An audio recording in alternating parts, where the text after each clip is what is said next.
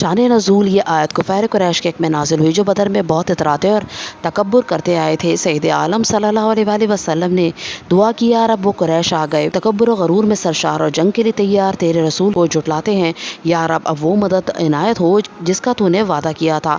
حضرت ابن عباس رضی اللہ تعالیٰ عنہ نے فرمایا کہ جب ابو سفیان نے دیکھا کہ قافلے کو کوئی خطرہ نہیں رہا تو انہوں نے قریش کے پاس پیغام بھیجا کہ تم قافلے کی مدد کے لیے آئے تھے، اب اس کے لیے کوئی خطرہ نہیں ہے، لہٰذا واپس جاؤ۔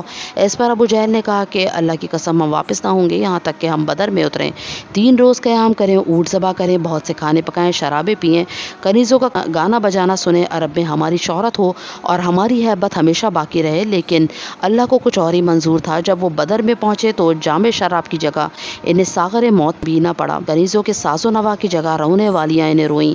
اللہ تعالیٰ مومنین کو حکم فرماتا ہے کہ اس واقعے سے عبرت حاصل کریں اور غرور و تکبر کا انجام خراب ہے۔ بندے کو اخلاص و اطاعت اللہ اور رسول چاہیے۔